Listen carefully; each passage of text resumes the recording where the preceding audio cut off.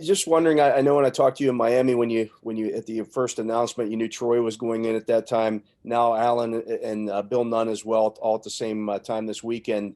Does that make it even more special for you to be able to share that with so many guys with Pittsburgh roots? Hey, Dale. Yeah, it really does. I mean, I think the whole enshrinement weekend in talking about, going in there initially with two safeties, Troy Polamalu and Donnie Shell, me kind of being a defensive guy at heart, was pretty special. And then for Alan Faneca and Bill Nunn to come in, it's just, I think it's just going to be a special weekend. And the fact that the Cowboys are playing the Steelers on Thursday, and Jimmy also going in right there. So we'll be on the sidelines for that Thursday game. It'll be a great way to kick off, I think, this 2021 season. And certainly Saturday will be a special day, as will Sunday. Thank you, Coach. Brooke Pryor. Hey, Bill, kind of going off of that, specifically with Troy going in, you drafted him. How special is that? And how has your relationship with him kind of grown from the time that you drafted him to now going into the Hall together? Yeah, Brooke, I mean, I think drafting him and kind of bringing him in that first year and, seeing where he was, and we threw a lot of things at him, just to watch him evolve as a player. It's just special. He's a special player. He's a very unique guy, a presence on the field, a guy you had a game plan for, a guy who at times you did not want to harness. And so I just remember this, the more you got to know Troy, there was always a reason behind the things that he did. And just a very unique football player with a special skill set, but just a good guy too. And, we've stayed in touch, as I have with a lot of the ex-players. And, those were special times. And certainly 2005 run that we had culminated in the Super Bowl championship over the Seattle Seahawks in Detroit. Again, going in with him and having Allen be there the next day, that's special. Thank you, Brooke. We'll go ahead with Will Graves. Bill, I'm curious, how does a 34-year-old guy apply for a job replacing the guy that he knows is going into the Hall of Fame? Well, I didn't apply for it. I was actually recruited to take over that job.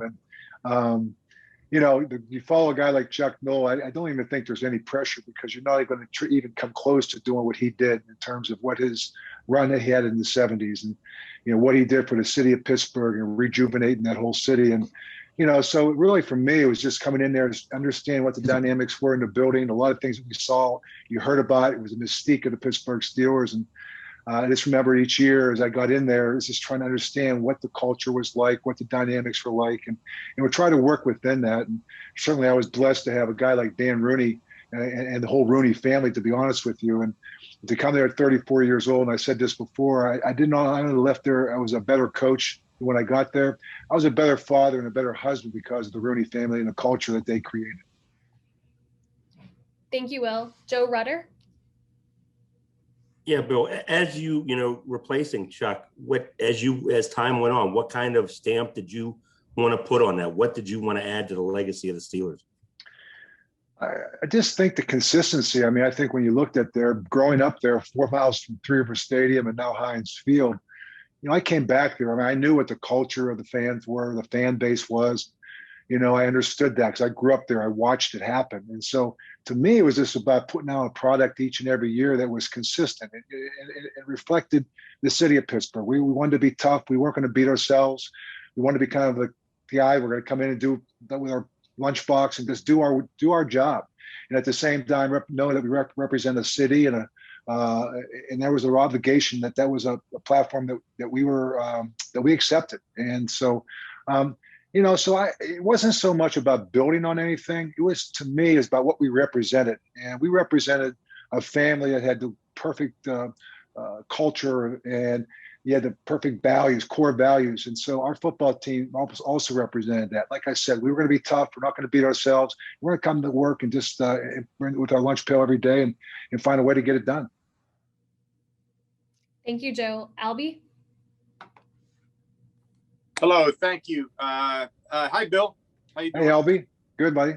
Hey, we've talked several times through the process, including your visit to the Hall of Fame, and I know you've had a lot of time to absorb what's going on. Now that we're as close as the calendar is to the actual induction, what are you feeling? Are you feeling some adrenaline? like there's a big game coming up? What's going through your mind right now with the induction so close? Well, a lot of logistics, I can tell you that right now, with family, friends, trying to get players all together, coaches that you've had with. You just realize when you go through this, Albie, is like all the people that were a part of the process that allowed you to have that success. And for me to be able to be enshrined, it was more of the cultivation of a lot of work from a lot of people and support staff and players and coaches, family and friends that were there along the way. So I think as we get closer and all these things start to fall in place, I really just want to enjoy it. I really just want to soak it up, have a chance to spend time with some of the guys I've not seen, players, some of the coaches I've not seen. You know, I've been involved on the outside looking in with the platform I have at CBS, which I'm so blessed to have. My CBS family will be there as well. So it's just a lot of people coming together. And I really do just want to enjoy the time when I get there on Thursday till the time that we leave, you know, after Alan gets inducted on Sunday. That it's going to be special. It's going to be a special weekend, and I wanted to take the whole thing in. Thank you. Thanks, Albie. Raphael Haynes. Hey, Coach, congrats on getting or your future induction in the Hall of Fame. And wanted to tell you, before I came a journalist, of course, teenager, big fan, favorite coach of all time. Just wanted to let you know that. Oh, thank you. That means a lot. Talking to you. So Thank you. I wanted to ask you, coming in '92, as we mentioned, you took over for good coach, the man, and Yeah. you brought this new style of coaching, you know, this fire, real close to the players, and then young. Do you ever think about how much you inspired other young coaches to get involved and actually other teams to start looking for younger coaches? You know, it's interesting. I think, you know, I was very blessed because I had one mentor from a coaching perspective, and that was Marty Schottenheimer. You know, he actually talked me out of playing, and I just went right from playing in 1984. I was a special teams captain of the Philadelphia Eagles. I came back to the Cleveland Browns, and I became a special teams coach. And I was coaching guys I played with in the 3 previous years, or 2 years before that. And so I just feel like it was a very natural progression for me. And I played the game with a certain passion, of a certain attitude, so to speak. And I loved it. And I loved to compete. And I don't think I really even changed as a person. So I wore my emotions on my sleeve. That's how I played the game of football. I love strategizing. I love the elements and the angles and all the different idiosyncrasies that really can make a good player great. And I try to share some of those things, you know, because I wasn't a great player. I just was very average skill set, but I knew how to do all the little things to get by. And so that was my idea. I was like a teacher. I always liked teaching. And teaching is finding ways to connect with your students, and those were the players. Those were the coaches. And so I embraced it all. And again, as you saw, I wore my emotions on my sleeve. I was who I was. I tried to hold people accountable, but I had a great passion for the game, and I think that showed above it all. Thank you. Teresa? Hey, Bill. Hope you're doing well today. Hi, Teresa. How are you? I wanted to ask you about, you just spoke about your relationship with the Rooneys and how that made you not just a better coach, but better father, better husband, better person. In what ways did that relationship, starting with Dan Rooney and then later Art Rooney, do that? What were these aspects? Teresa, that's a great question because, you go in there, and I just even remember from the time that I went through the interview process with Dan Rooney, he probably called me while I was in Kansas City 5 or 6 times. And the conversations didn't last long. They may last for 10, 15 minutes, but really 10 of those 15 minutes was about family. And he just asked me about, the more you talk to someone, the more you get a feel for someone. How are the kids doing? How are your parents doing? How about your brothers? How's wife? How's Kay doing? And so those are the things that, we go in, and through the course of my 15 years, Dan would walk down, Art would walk down, and, with the course of a week, once or twice a week, walk into the office. And it wasn't like, okay, how's practice going? What do you think our chances are this week? It was like, how are you doing? How's the family doing? Let's talk about the state of the NFL. What can we do to make it better? So he always had a bigger picture in mind than just the game we were playing that week. Yes, it was important. Our record was important. Yes, we had to answer some of the tough questions that he may ask at times. But the overall theme of what it was about was we were in this thing, we're a family that's together. And, you can have family squabbles, you have family differences. And so I just got a sense, when you talk about the mystique of the Pittsburgh Steelers, is when you walk through that door, you're part of something that's bigger than you are. And that's the one thing every time I walk through that door, whether it's on the South Side, whether it was at Three River Stadium, it was bigger than what I was. And the part of that bigger picture was a family core culture that existed, and it started at the top. Thank you, Teresa. Brian DeArdo. Hey, Coach, congratulations. In your book, you do talk a lot about your relationship with Marty. I think when he offered you the coaching thing, I think he said you're going to work a lot more and make a lot less, and you went for it, and you began your career. I thought that was crazy, and it worked out. But if you could just maybe talk about maybe like the main thing that you learned from playing and then being Marty's assistant, that when you got the job with the Steelers, maybe one thing that you really took with you that you did learn from him that helped you during your career. Great question. And, what's interesting is I came into the NFL in '79 with Dick Vermeil in his training camp, and I got cut. And I didn't make the final cut. So I had gotten time to go back down to NC State. I was a semester away from graduating. And I really got my first time of coaching was with Bill Ryan on his staff as a grad assistant. And I think, wow, this is pretty cool. I'm coaching Robert Abraham, Dan Lutz, and these were two kids that played behind me the previous year that now I was coaching them. I came back in 1980. I'm going to try one more time. I signed with the Cleveland Browns in January. $1,000 sign-on bonus, $645 when I take out the taxes to be exact. So I go there, and so so I have a chance to go to the Cleveland Browns. I'm going to try one more time. Well, they had just brought in a new defensive coordinator named Marty Schottenheimer, who was introducing the 34 defense.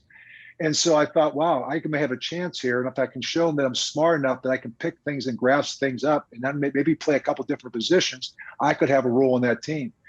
And I did. And that's probably basically how I got the role. I was a pretty good special teams player. I got it through that. I was a backup linebacker who could play multiple positions. But the one thing I learned from Marty from playing for him and then subsequently coaching with him, for him, is about preparation. I mean, everything was about preparation, leaving no stone unturned and making sure maybe sometimes that the practices were harder than the games. Putting yourselves in difficult situations just to see how your team will respond. So I learned so much about strategizing through Marty because it was all about preparation for him. It was making sure that we had something that was sound, that was catered to that team that we were playing. And I learned a lot of these things with him and just the organization of practice and watching him organize a practice, watching him organize a training camp, the progression of installation that you go through.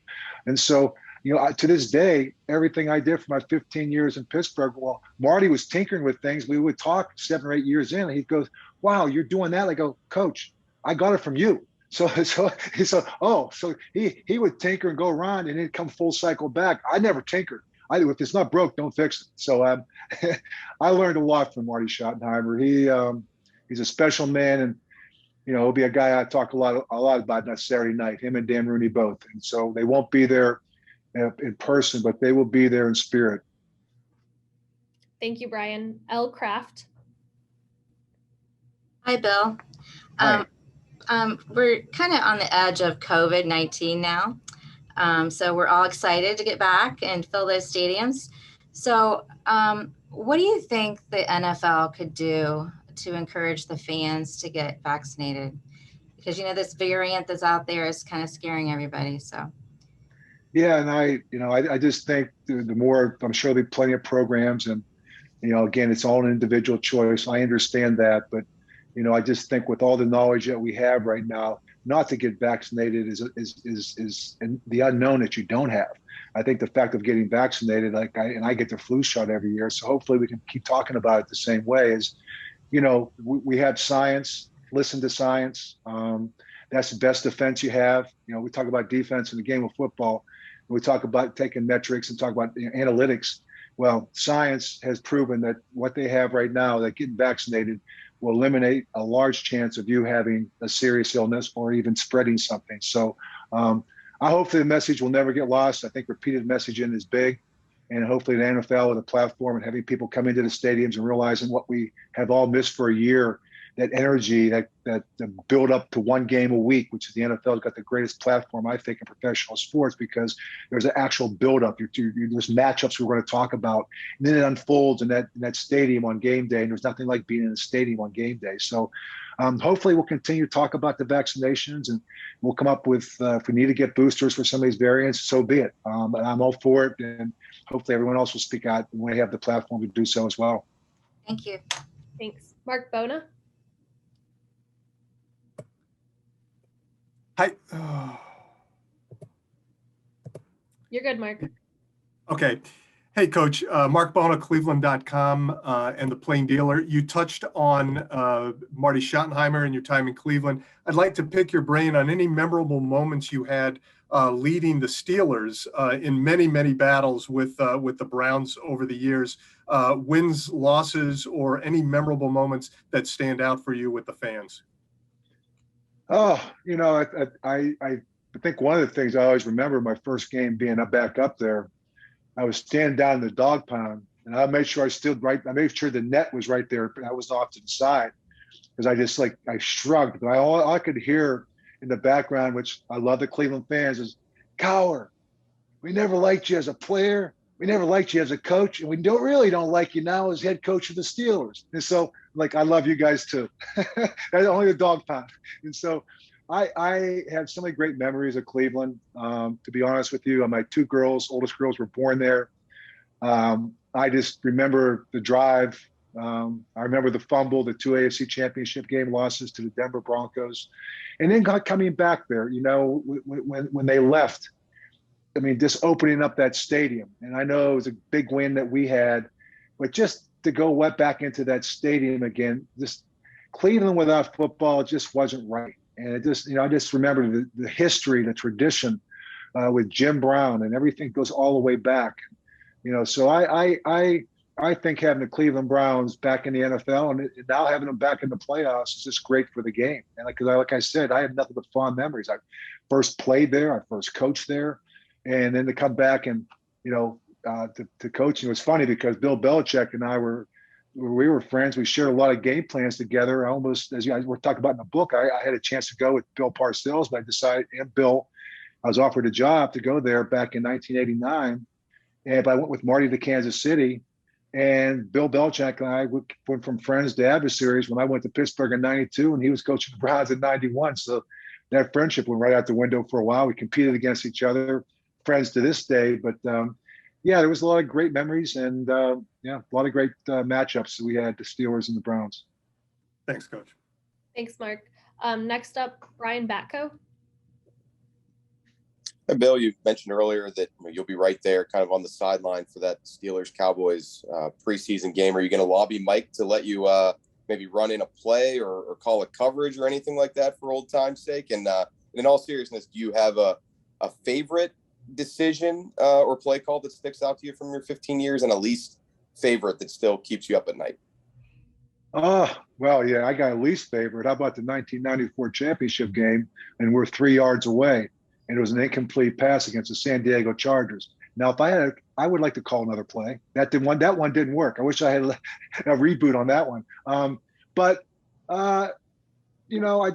As I sit back and I'll be on the sideline for the game, and it'll be great. It's more about the pageantry to me of the weekend. It kicks off the game. I'm sure Jimmy will be on his sideline. I'll be on my sideline. I'll let Jimmy call a play. Let me call one blitz. I just want one blitz. So I'll grab Dick LeBeau with me because he'll probably be there too. So Dick and I will be on the sideline, and we'll call one blitz in a game. We'll see if we can get Mike to run one. So it will be fun. And as far as the other calls, I think the one thing I've always tried to do is allow our coordinators. And I was so blessed to have so many great coaches with me along the way. And so, a game is filled with a lot of different plays, maybe 150, 160 plays. Sometimes it comes down to the last play, as it did with the San Diego Chargers in 94, as it did in 95 with the Hail Mary from Jim Harbaugh that Randy Fuller knocked down from Aaron Bailey. So those are two plays, ironically, that were in the same end zone, both incomplete. One was good because we were on defense. Another one was bad because we were on offense. So I think it's probably 2 plays right there. I can just think about it. It comes off the memory of me that I think, again, the last play of the game. Thanks, Brian. We have time for a few more questions. Paul Gant. Bill, congrats on making the Hall of Fame, sir. Thanks, Paul. I got a question for you. Do you ever get the itch to return to the sidelines? And if you have, how close were you to returning to the sideline? Well, I missed that part of it. I always miss strategizing. I miss the camaraderie that you have with the players, the coaches. I love the build up to a game. I love the instantaneous result that you get. It's like, okay, you win, you're lost, and then you have to move on to the next game. So the idea of processing 17 weeks for 17 games and trying to build and crescend that you're playing your best football and realizing what's your identity. Every year it's something different, whether it's because of injuries, whether it's because of free agent losses, whether it's because of just new systems coming in. I love that element of it. And so I miss the game on Sundays. I miss the practice. I don't miss the lifestyle. I think that's the one thing is I write about in my book. One of the reasons I stepped down is at the time, my wife was not in a great place, and I put family ahead of football, and I always would do that. I'm blessed now to have this great platform that I have at CBS. I really enjoy the guys I work with. I love talking about the game every Sunday. But I also love when the season's over that I have now some time to do other things I could not do when you're coaching, because it is a pretty much a full-time job outside maybe 3 or 4 weeks that you get off in the summer. So I have so much more balance in my life than I ever had, to be honest with you, Mark. And I said, so I don't think I ever going to have that come close to going back. I miss the game. I love talking about the game. I love sharing my wisdom with other coaches for going through interview processes sometimes in the off season. And, because I just think that's what life is about. It's sharing whatever wisdom that you have. And if I can do that, I'm a big fan of the NFL, not a particular team. I'm a fan of the NFL and young coaches that might want to come along. And if there's any questions they have, I'm always there to listen and share with them my viewpoints on certain items. So, but I never really came that close to going back. Best of luck to you, sir. Thank you, Mark. Mark Kabley. Hey, Bill, how you doing? Hey, Mark. Hey, I got a question about Troy. I guess, covering him his entire year, I found it fascinating the non-football conversations you could have with him. Are there any examples of interactions that you had with him over the years that maybe you enjoyed that didn't necessarily involve football? Well, yeah, Troy is one of those guys that he used to go to the mass on Saturday night. And I always see him walking out of mass on Saturday night. Mr. Rooney always had mass in there. And on Sunday morning, we had our worship service. And so when he first got there as a rookie, I saw him come out of mass. Then I always see him, he was always the first one in there at worship in the morning. So I'm thinking, what's your denomination? So I walked up to him and I said, Troy, I said, see, you go to the Catholic mass and you're here this morning for worship. I said, where do you lie? He goes, oh, coach, he goes, I like all religion. And he goes, I like it all. I go, okay. And so there were times, and I shared this story, we were playing the San Diego Chargers. We ran a blitz zone, and LaDainian Tomlinson ran a swing pass, and they threw it to him 75 yards for a touchdown. James Ferrier, they took the tight end, and Troy took the tight end. They did not pass it off as they were supposed to. And so once we got the extra point was kicked, I got him back in. We're going to get the return. The defense had come off. I always give him a couple minutes. So I started walking over and said, Troy. And Chris goes, Coach, can't talk to Troy now. I go, what do you mean? He goes, he's praying. I go, okay. I said, I'll wait. He goes, it's going to be a while. I go, well, I got to talk to him about that last defense. I go, it's real quick. He goes, sorry, Coach, I'll come and get you when he's done. I go, okay, well, can you come and get me pretty quickly so in case we have to go back out, we don't screw up another defense. I got it. Well, Troy will tell you the story later on. He had his head down. He went over to Chris and he said, did he leave yet? Did he leave? And Chris goes, yeah, he's gone. So he did not want to talk about this trail, the thing. And he always used that he was always praying. And I said, okay, fine. Okay, so I love Troy Polamalu because a lot of my whole thing was I wasn't going to yell at him. If Troy screwed something up, I want to make sure we can correct it because it's something maybe we did wrong as coaches. So we just have to talk through it because Troy, when he's on the field, you did not want to harness him. You let him play. And if he got uncomfortable, then that made me uncomfortable. So we gave him a lot of leeway. And I'll tell you what, that's why he's going to the Hall of Fame because he's a very special player, a very special, special person. Thanks, Mark. One last question, Nate Davis. Hey, Coach, congratulations. And I know this is mostly, of course, you're going in for your accomplishments on the sideline, but you touched on your years now as an analyst. Could you just kind of reflect on what Ben Roethlisberger meant to you? Obviously, he coincided with you getting your ring, and now as he's winding it down, we're all maybe prevailing sense of doom and gloom there in Pittsburgh this year. But just kind of your thoughts on Ben and maybe where this is all going. Yeah, I mean, listen, when Ben came in there, we picked him with the 12th pick. You know, my idea with Ben was, okay, you know, Philip Rivers probably could start from day one. Eli Manning, day one. They came from big time programs, their pedigrees. Ben, okay, came from the MAC, which you watched him play, but I figured this is a great situation. We got Tommy Maddox to start. We can bridge the gap here. And then we also have Charlie Batch to back up, so he could be a third quarterback. And as it unfolds, Charlie Batch gets hurt in the third preseason game. Won't be ready till the fourth game of the season. Okay, that's fine. We'll have a little package for him, you know, do some of the 1 minute stuff and a little package for Ben until Charlie gets back and Tommy will be the starter. Tommy goes down in week 2. And all of a sudden, ahead of Eli, ahead of Philip Rivers, the guy who was supposed to, I thought, sit for a while was now starting. And I guess he proceeded to win his first 15 games. And we gave to him, pared it back. And the more you just want to give him and make sure that he was able to get this in and out of others, manage the game. He went from managing the game to winning games. And I was just amazed at not just his athleticism and how his size, but his feel for the game. He could see the field better than anybody. He got comfortable outside the pocket. He was athletic. He could see the field, not afraid to make throws. It was never too big for him.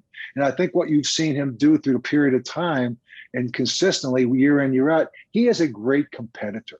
I mean, I'm sure he's just thriving right now on the fact that everyone thinks that he's done. The Steelers are done. I used to always say to people, I said, the greatest thing in sports is to do something nobody thinks you can do. It's one of the greatest accomplishments. And I think right now, Ben is just thriving on that. He can't wait to get out there, probably chopping at the bit to prove. I think he's, I would be very surprised if he didn't have a great year this year. And so, like I said, it's a tough division. He's a Hall of Fame player, first ballot, no question about it. He's won 2 Super Bowls and been to 3. But yet he continues to play the game with a great passion. He's a great competitor. And I think you'll see that this year.